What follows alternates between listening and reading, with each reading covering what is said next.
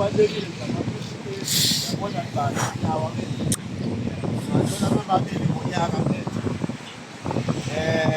uhola kwenu manje kubukile imali lethu andapheka ibonasi niyayithola lethu okunye bafowethu sizokuthatha step by step sokuya la sesochaza-ke ngamalungelo omsebenzi, hhayi ukuthi mina senizobona ukuthi ngishodaphi ngokwamalungelo omsebenzi. U-South Africa is not for sale because union. I-union okuyiyona ekumele ikutshele ukuthi la ama-hours okusebenza imali engaka, umuntu usebenza ama-hours amangaka, la ishoda khona kufanele i-union ikamsile. So into esisho ukuthi sisazoyipresenta kanye namhlanje besizozethula kini ukuthi ongayijoyinile iSANFOSAW ukhoza mfowethu umila ngaphambili.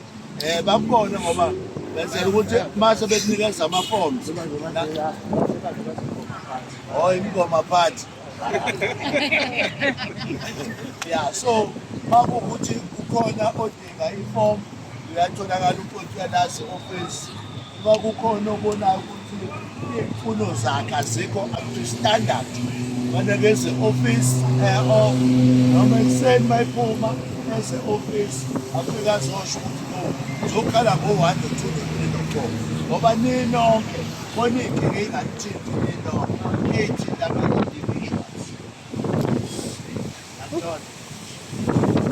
So yilokho nje kakhulukazi nohulumeni esithi asikuchaze njengoba sikhona nini ukusisiza ukuthi la nishoda khona sizoba yazi ukuthi andile into lama-envelopes abrown nayena kodwa leyo thina-ke ayisebenzi sasebenzisa nje ukuthi simele umsebenzi ekhaya basho siza kuye ngoba umsebenzi ekhaya ethi amalungelo ami anyathelile bese thina-ke sisondela kubani kahle and futhi sizokhetha nama-shop steward esothi uma siyakumpahla sihambe nama-shop steward asamsona kodwa-ke sihambe nama-shop steward azofaka yiyo nje kade lokho nje makhulu right.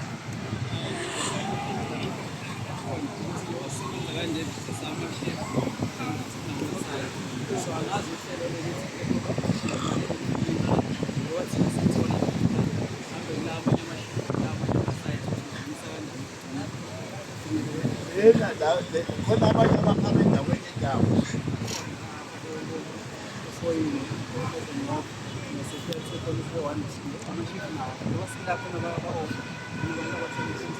ukusi-advise-a basi-advise-ke ukuthi la abanye abashefu siya kanjani kubo lawo emashoyo ukuthi ngeke bakuparede la bona baparede kwezinye iy'ndawo nalawa asazongena amashefu asi-advise ngawo ukuthi angena nini so that sizokwazi ukuthi siwakhave nawo nge-information.